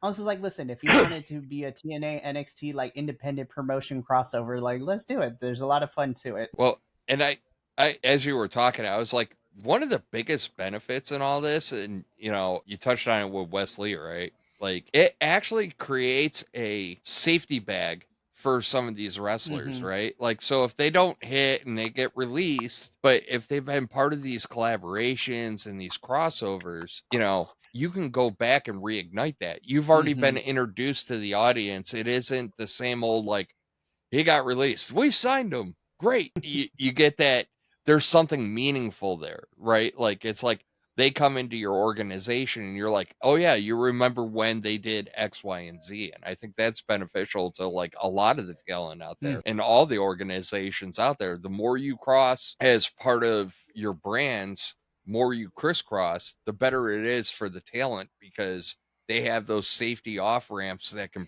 you know, protect them storyline wise, at least longer term. I agree. I do. But again, I mean, that's my only real critique about it, but I've been very happy. And again, of course, because I'm biased, because I have certain favorites in TNA that are being used a lot in NXT, like, lo and behold, Leon Slater. I already know, give it a couple of years, I was like, I will not be surprised when Leon, if he decides to leave TNA, or if, you know, WWE does what they did with Joe Hendry. I'm like, Leon Slater works very well in WWE. And I think the kid is only 21. Him and Javon are only 21. They have a whole career ahead of them, which I was just like, how are you 21 and already? It's crazy. John is only 21. I told you he was like young. Yeah. He just turned 21. I knew he was young. Just also turned 21, I think, 2 months ago. So yeah, they both just turned 21. That kid is going to go to the moon, man. Holy crud. I didn't know he was that young. I knew he was young, but I didn't know he was that young. And both of them have similar kind of stories, you know, with Javon being a part of, like, the independent since he was like 16, kind of similar to Roxanne. Like, they've been doing this since they were legally able to, like, at 16 to wrestle and do all this stuff. And now they grew up wanting to do this. Javon doing independence. And then, of course, Leon also doing more independence, but in the UK. And then, you know, coming over to TNA and now been here for 2 years, signed him 2 years ago, and now fast forward, he's not only their X Division champion, but the fact that they have him and Javon paired up as a team, I was just like, listen, if the inevitable happens and, you know, Leon wants to go to WWE, if they decide, you know, later down the line to put those two as an official tag team, I'm like, my dream match, I need to see those two versus Fraxium. Like, that is my ultimate dream tag team match. Listen, I'm a sucker for flying stuff. I was like, I don't care if every 5 seconds someone's diving over something. I just need speed and insanity. Careful. I can handle a spot fest, but you best be selling, man. That's a huge no-no in my world. Like, if you ain't selling. Yeah, which I think in a Fraxium and Javon and Leon Slater match, those four, in my opinion, can sell their ass. Oh, yes, they can. All right. So, Mikey. Yes. We're going to have some fun now. All right. Matt and I went through this exercise on Tuesday. I've been having fun the whole show. So. For reals. I was like, I have too. It was all a warm up. We're going to. Like the fun's just starting now. I'm just sitting here like listening to you guys talk. So Matt and I did this thing. So we're big fans of the Last Time Is Now tournament. Like the concept of it. There's some things I don't like, but neither here nor there. Mostly results, or matchups or what have you. It's like we finally have a bracket. I was like, where was this graphic at the beginning? But it is what it is. That's okay. I want to steal the bracket now. But anyways, all right. So Matt and I on Tuesday, and this is before all the stuff that happened last night. Right. Matt and I on Tuesday, we went through and we did a little internal game where we had a conversation, and basically it's quick pitch, right? we're going to go through all the opponents in the quarterfinals, and then you're going to tell me why a quick pitch as to why they should go over and win the tournament, or why you absolutely positively think they should not even be considered to win the tournament. Gotcha. And I'm not talking like in-game mechanics, if you will. I'm talking like straight up storyline, right? Like, so if you're like, yo, it doesn't make any sense, he's got a whole nother storyline over here, don't care, because we don't care about kayfabe here. We're talking like reality. Like, what do you think is best for business? And if you're going in and you're in the writer's room and you're going to go, this is my guy. Well, we're going to go through all of them. But you're going to go, this is why I think this guy should go. All right. Or if you say, hey, I don't think we should touch that with a 10-foot pole, and here's why.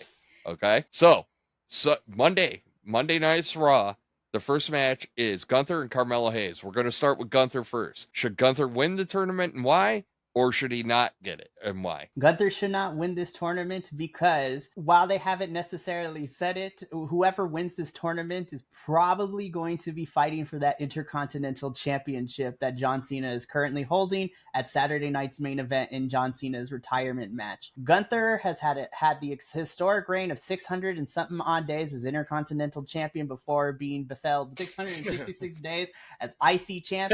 And then he was beheld by, Sami Zayn, who, you know what? I like that match. And I really did. And the fact that he won with a brain buster onto the turnbuckle, I was just like, Sami, can we do that more often, please? But anywho, Gunther is an amazing talent. He should not win because since being in main roster, for some odd reason, Booking loves to have him around some sort of championship feud, which is cool. He doesn't need to win this IC belt for a second time. It's like, we're good. Agreed. Yeah. Yep. Woo! I think we had the same logic, too. Yeah. We all thought, like, no, he doesn't need it, and it doesn't do anything for anybody, honestly. All right. Carmelo Hayes obviously should beat Gunther, and, I might change my mind as we go through the rest of this pick, but he is one of the two people. So I think Hayes is on the 3 years since Carmelo Hayes has been on the main roster for 3 years. I think it's finally, I'm here to push the Carmelo Hayes agenda and get this kid his first title. And that match would slap. I think, Yeah. oh, no. Well, and I think, to be fair, to talk about Hayes real quick, I think they're heating him up. Like, if you've seen his last few weeks, you can tell they're kind of heating him up. I also want to point out that, like, when they paired him with The Miz's training wheels for talent, like, putting him with The Miz was meant to, all right, we're going to kind of refine you a little bit and get you where you need to be. The Miz is the airbag, safety cushion, call it what you will. That's what The Miz is. So, like, that's the whole thing. Matt, what do you got? I've been saying about Hayes, if you're going to push him. This is a great opportunity. Yep. And I think Cena, being the guy he is, wants to elevate a younger guy. He's doing it with Dom 3 times right before his retirement. So why don't just stay on that same train of thought? Yep. You gave Dom 3. Let's give it to Hayes or another young guy. Gunther, like I said, Gunther doesn't need it. He's a world title guy. No matter if he's on Raw or SmackDown, it's not beneath him to fight Cena, but it's beneath him to go after the IC title, if that title's still in effect. Correct. And he doesn't need that last match with Cena anyway, regardless. And I am a Gunther guy. Love that. If that title, Listen, man, if that title is not in effect, I'm going to lose my crap. Gunther doesn't need to fight Cena in the finals. Whenever we get to it, whether it's a year, 2 years, there is a match that I need Gunther to have now that a certain current United States champion is back. I need round 3, like, immediately. All right. So, the other match on Raw this week, Solo Sikoa and Penta. All right. We'll start with Solo Sikoa first. Yay, nay, and why? I'm going to say nay. I don't think Solo shouldn't go over, and I will be completely transparent. It's because I'm biased. Now, had this been the Street Fighter version of Solo Sikoa that we got in NXT, where he will beat your butt, but he's funny as all hell. when he does it, then I would be here. Like the little small bits we got in Money in the Bank, I'm like, I need that Solo Sikoa back. But the problem is Yep. that you haven't had Solo do anything of substance in terms of like him and the MFTs were like, I was like, ooh, we're feuding with the Wyatts, and then that's been like put on pause, put back in the refrigerator, reheat later. I was like, what happened with all of that? And then, now Solo and the MFTs are involved with this international coalition, as I call them, with Sammy and Ray and Shinsuke, all this like, and the Motor City Machine Guns. So I was just like, this is such a weird version of the Nation of Domination. Like, what are we? I was just like, what are we doing? I love all these talent. I was just like, it's crazy that at Survivor Series War Games, that the traditional Survivor Series match is going to be on the Go Home show for SmackDown, but I just don't feel interested in Cena versus Solo because Solo hasn't been given anything or been built up to make me care. I like him as a person, and I think he is fun as a wrestler, but they haven't given him anything creative-wise to me care, which, of course, by default means I'm going to push Penta because I'm like, Puro Latino right here, man. I was just like, that is my Mexican dog. Well, and also I feel like the idea of Penta and Cena could be possibly fun. Correct me if I'm wrong. I think Solo and Cena have gone head-to-head before. They have, I believe. For some reason, I think at a PLE they went head-to-head. So do we need that? No. It's not like a first time ever type deal, so I'm like, meh. So I agree with all your sentiments, by the way, on Solo. Like, I do like when the character comes out a little bit and he starts making his goofy ass faces in the ring, and he has great, like, he emotes his character very well when he's allowed to do it, when he's not trying to play the poor man's godfather and running his little band of merry men, or what like we call him, which is the Temu Weekend, like, because he keeps dressing like the Weekend. I was like, he's the Temu Wish.com. I was like, what are we doing? You called it Temu Bloodline. I did. The Wish.com. I called MFT that. Yes, I called it Temu Bloodline. That was before they were called the MFT, and we didn't really have a name. I just called them the Temu Bloodline. So like, we alternate between Temu and the Wish.com version. It's just so bad. And like, he's got his own thing, like, right now. And it was funny, like, when you mentioned the faction for the Survivor Series match on Friday, I was like, running through my head, I was like, wait a minute, it is truly international. So Motor City Machine Guns represent the U.S., Sammy is Canadian, like, Shinsuke's Japan, Shinsuke's from Japan, Ray Phoenix is Mexico. I was like, ooh, Nation of Domination, my butt. I'd call them the United Nations and start a faction. No. We're on to something. So Detroit's like, because we're getting right.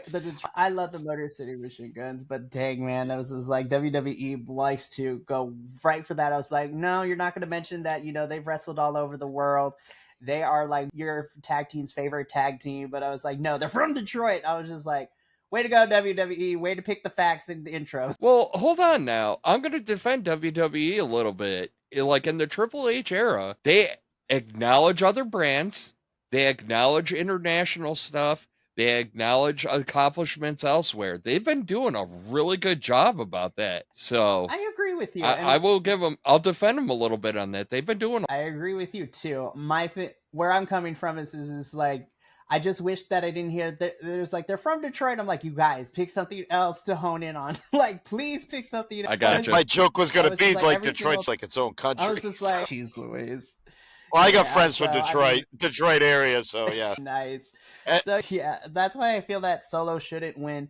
And by default, I feel like at least Penta should make it into the next round. But again, because the idea of, a first time ever between Penta and Cena could be fun. And the fact of the matter is that however you feel about Penta and his style of wrestling, this is literally when he debuted on Raw, like he said it in the on-screen promo and backstage segments and even in interviews with, other outlets. It's just like, this has been his dream. He's finally here, and he's going to ride this wave until the end of his career. This is where he's going to be. So why not, give a Penta versus John Cena match, because I know John Cena has never fought Penta, but that would be kind of fun. It would be great. Wouldn't it be great? Think about this.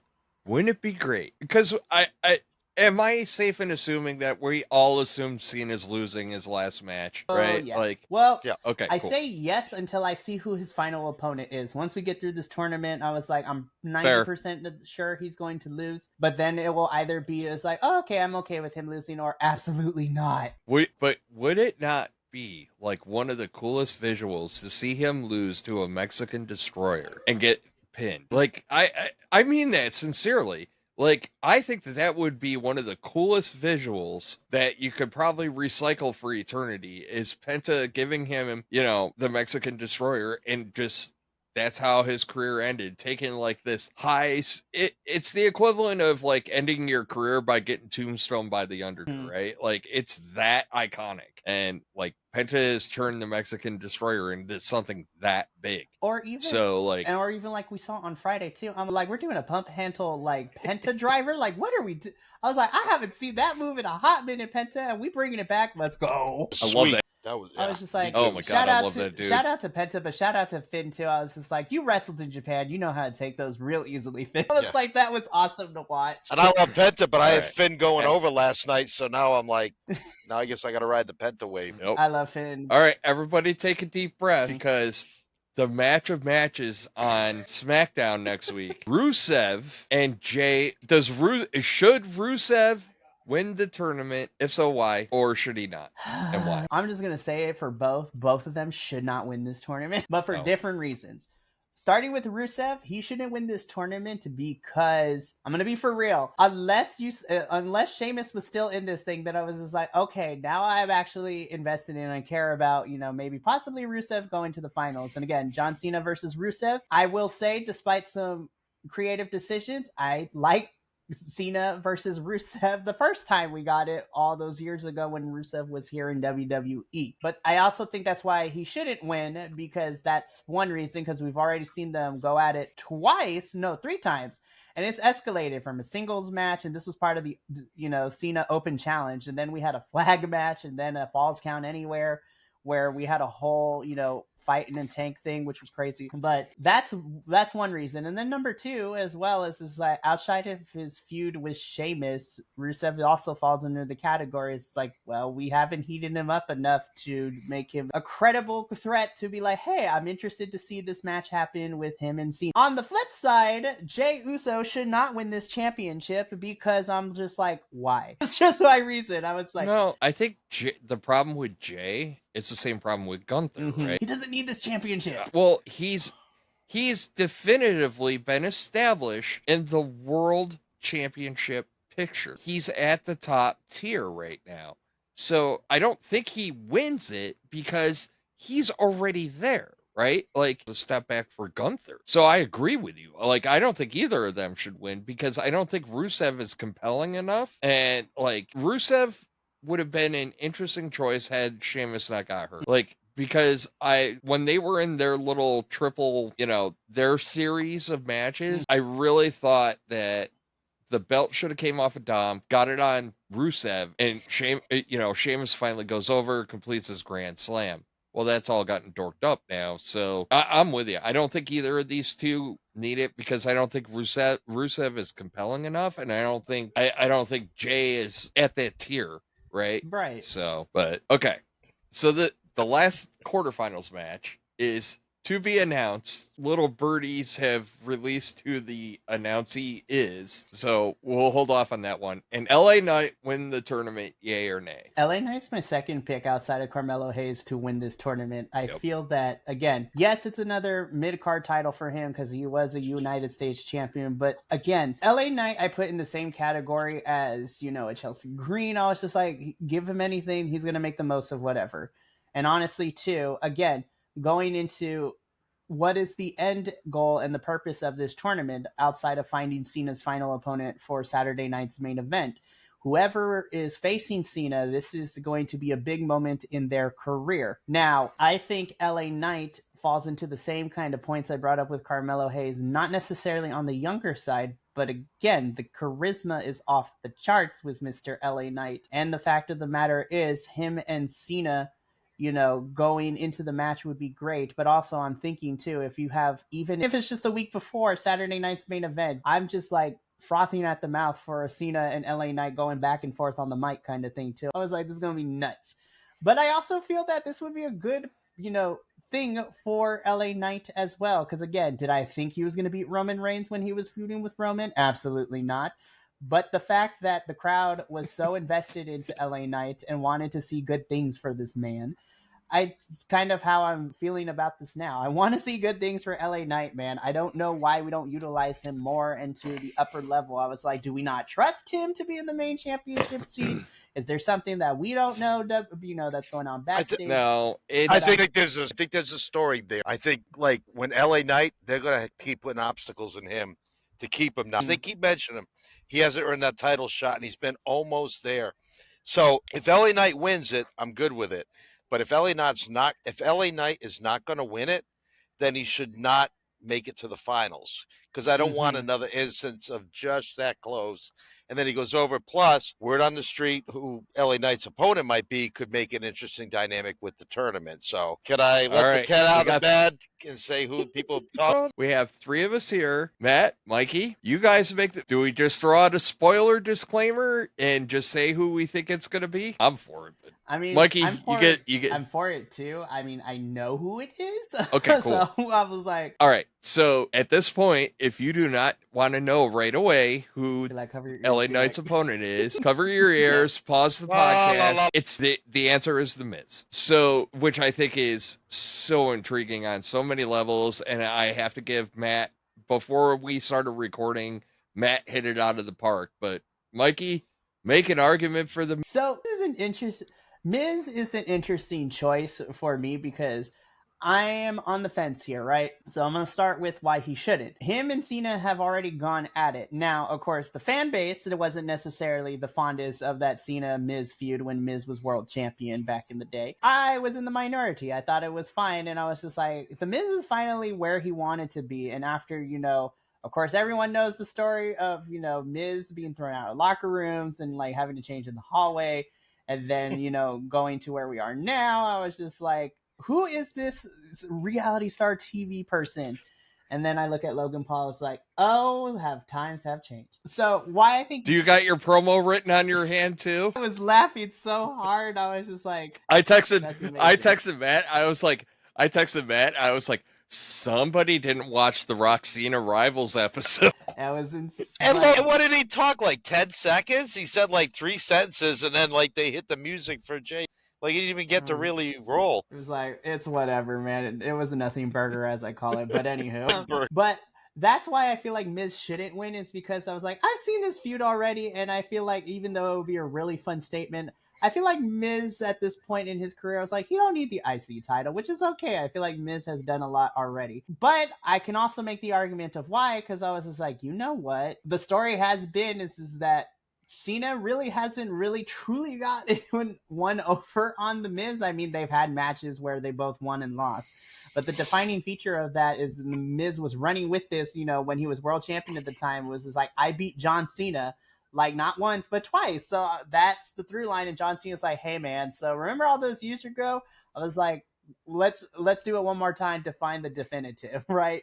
So that could be a compelling story. It could be fun. And you know what? It plays on the history these two already have.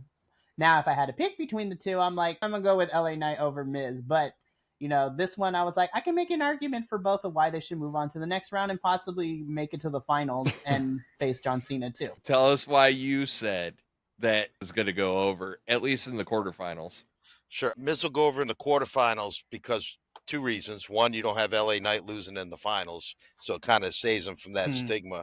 Second of all, it also sets up, because if Carmelo goes over Gunther, you can have Carmelo fight The Miz. You get a story within the tournament. Melo goes over The Miz, gets into the finals, and goes against Cena. So I'm going to call it. Hayes is my guy. I'm calling Hayes to win the whole shebang. And his journey to win that tournament is also he gets his comeuppance against The Miz, which is an intriguing story in itself. So that's my one good thought for the day. I'm going to be dumb until I go to bed. Well, It's funny though, because it actually puts a couple of things really curiously into perspective, right? So for the longest time, I've assumed that it was going to be Hayes, because I feel like Cena wants to put over a young guy, right? Like give somebody their launching point, you know. So I feel like that's his end goal. However, man, if I was WWE and I got that Miz Hayes final, if I wanted to swerve you, I could go Miz. And like, I like LA Knight better, but Miz is my number 3 in this tournament, which is, I think Hayes is probably the most likely to go over, because I think Cena wants to put over a young dude. Right. And it'll strap a rocket onto Hayes, who they've been heating up. I think LA Knight, there's a good argument there, just to kind of get him out of the world title picture for a little bit,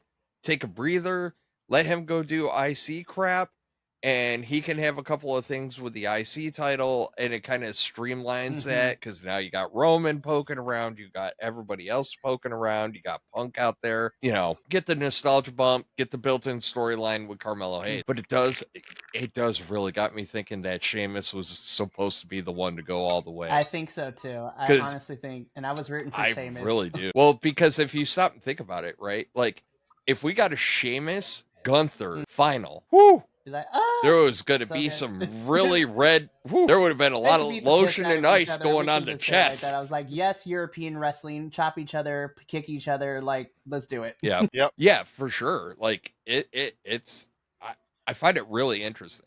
So I honestly think Sheamus was supposed to go over in this whole thing, which is fine, you know. But Mikey, what else do you want to talk about? Man, so to kind of wrap up the tournament talk before I get into maybe my next question, so of course, like my top 3, of course, in order, my first pick is Mello, then it's Knight, and then it's Penta for me. Now, the nihilistic person in me is just like, I see Jay on one side of the bracket, I see Gunther on the other side. I was just like, I swear to God and all the wrestling gods and whatever you subscribe to, WWE, I swear if you give me a Jay Gunther final, we gonna fight. Like, we are gonna fight. Yeah. I was like, no, please don't. I want this. Knock on wood right here on my desk. I was like, absolutely not. Yeah, so I'm trying to think, what else could we possibly talk about? I mean, because we talked about a lot, and I've enjoyed the conversation, but man. Oof. I'm trying to think. What's one that we can ask? I'm trying to figure that out. Oh, you know what? I got one. Okay. So I love my WWE boys on my podcast. I'm gonna throw them under the bus a little bit. So we have got a back and forth discussion about, you know, what recently went down on Raw with, you know, Maxine winning the women's intercontinental from Becky Lynch. And we are at a stalemate in our little group, because half of us are like, what are we doing? This is insane. And the other half of us are be like, no, this is a good thing. And I actually talked about this with another friend of mine, because I'm in the camp. I was just like, I actually like that Maxine won. Again, I was just like, we've kind of took a couple of weeks and breaks in between to get to where we were going to, but I've thoroughly enjoyed it. And I feel like the hate on Maxine has kind of been forced at this point. I was just like, listen, I know she's not everyone's cup of tea, you guys. And she kind of bypassed NXT to get to where we are at this point. But even still, I'm like, she's been putting in the work, you guys. With that being said, we to kind of play fantasy booker for a little bit, with Maxine being Intercontinental Champion and, you know, AJ and Becky being focused on War Games for right now, and possibly setting up that potential WrestleMania match down the line if AJ is going to, you know, get the chance to wrestle at Mania. Who do you think Maxine should feud with first as new Women's Intercontinental Champion, and why? Wow, that's a good. First of all, I'm going to say I agree with you. I like the fact Maxine went over, and what made it even better was how great Becky has been at. She's selfless in the ring. She's always putting over younger talent. We've talked about this at length. Older talent too. Yeah, but she puts everybody over, and then I love this run that Becky's doing, this heel run. This might be my favorite Becky Lynch run of any she's had, even when she was like headlining WrestleManias and other stuff. I love this because we're seeing a different side. We're seeing this like crazy, like losing her mind. Just the facial she made after losing. When they were doing ring intros and Becky Lynch was like right in Maxine's face, just talking trash. I love that because it's realistic. And then just like when Maxine won and like Becky throwing a fit and all, threatening to sue everybody. fantastic. So Maxine, I think, has really improved a lot. Her ground game has been awesome, and then, like Sean has told me, go, that's all her work off to the side with Natty.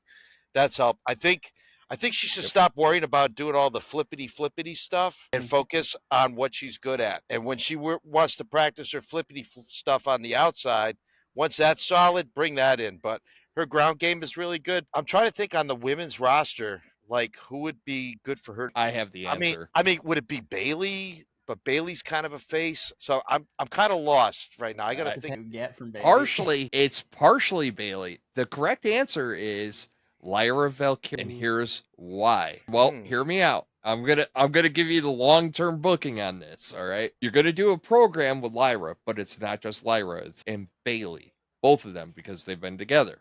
Okay, so what happens is throughout this program is Maxine's going to eke a couple out because I think Lyra's way more talented. No offense to Maxine.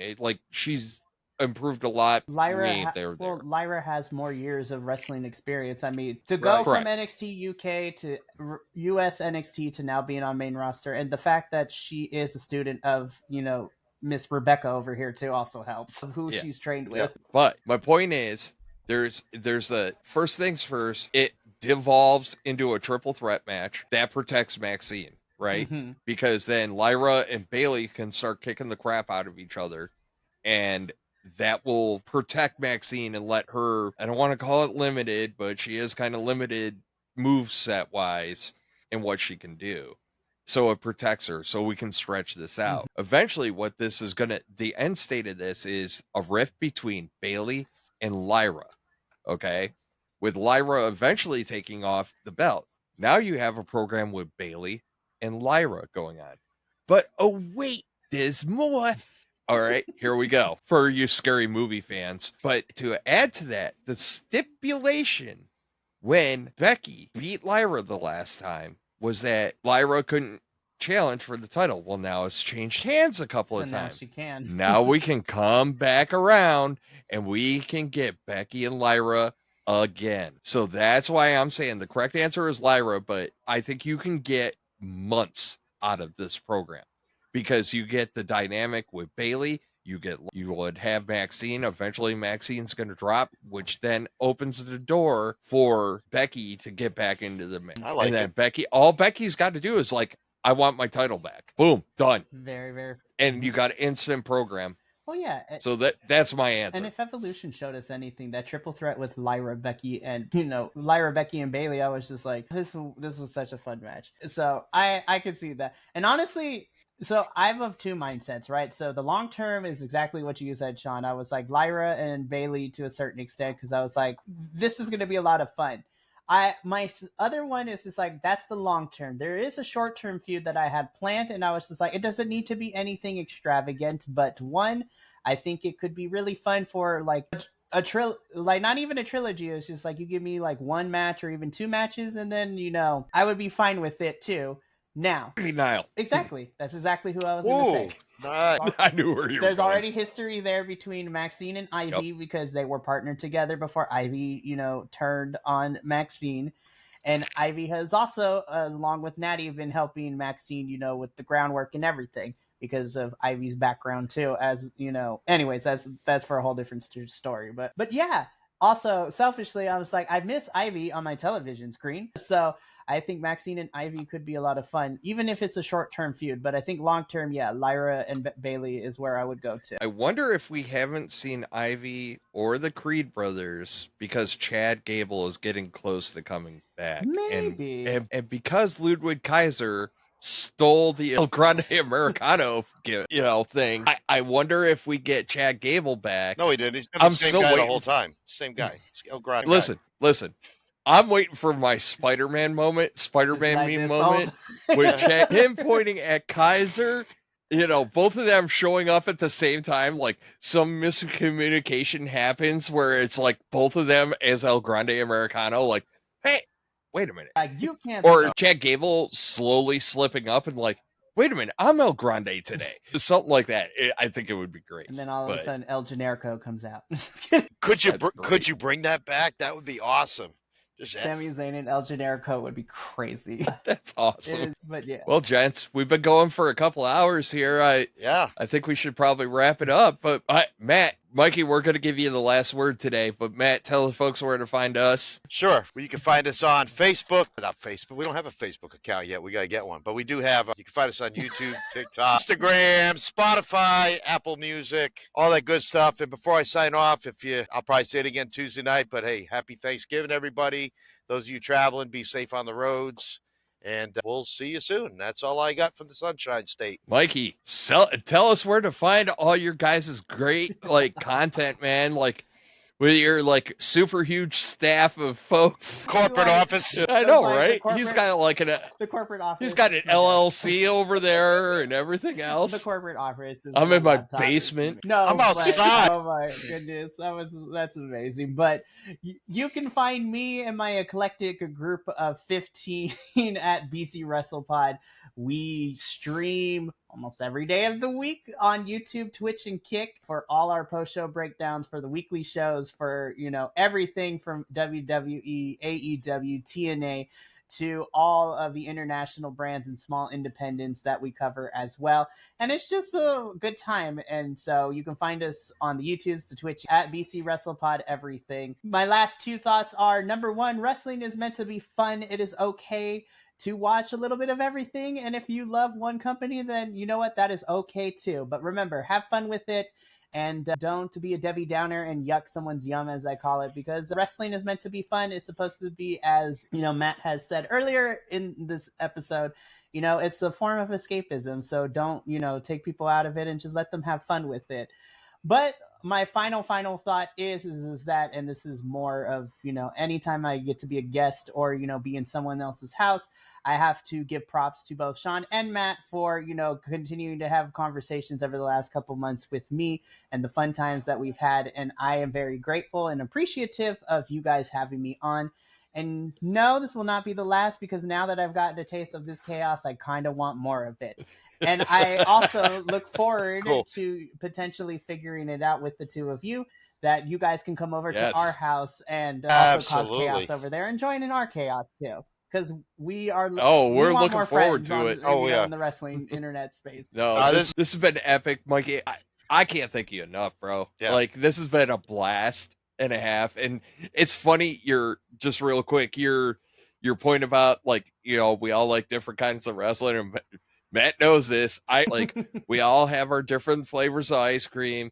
We like multiple types of ice cream, but it's cool, man, because we all just like the ice cream. So no matter what flavor you like, so it's so cool. But go ahead, Matt. No, I was going to say it was just a pleasure having you on, Mikey, and I'm glad that we're able to do this and I think it's super important too. With any kind of niche fandom, if you want to even equate to that, to me, community is the most important thing. So of course, I have my 15 at our, on our at BC WrestlePod, and the 15 of us are this close knit family. But we also love meeting new folks, and it's because of this podcast and the 3 years that we've been doing this that we've met some really good people, which includes some other small podcasters, that we built a friendship with, and now, same here. And I'm looking forward to continuing to cultivate not just a working relationship, but an actual friendship. You know what I mean? Right. So, that's it. I'm with you, man. I'm here. Also, please stay on with us after we go off, and that way we can find out how to get you. Sean will be able to get you the files and stuff from this, so if you want to use some stuff. Yep. Definitely. Oh, absolutely. No problem. But all right. Well, that being said, folks, again, Mikey, thank you. It's been a blast and a great way to spend our Saturday. Look forward to future stuff like this. Everybody at home, have a happy Thanksgiving. Yep. And we'll talk to you guys on Tuesday in our normal slot. Just Matt and I, though. No other cool kids like Mikey. So, anyways, everyone have a great holiday. We'll find a way to You'll get these two all good ones. It is all good. I look forward to it. It's awesome. But y'all have a good one, and we'll talk to y'all later. All right. We're out. Thank you so much for tuning in to another Vibe Tribe production. What's going to happen next time? Well, you're going to have to tune in to find out. But until then, remember, take care of yourself, love one another, and as always, make sure that you keep the good times rolling. Thank you for being here, and we'll see you next time.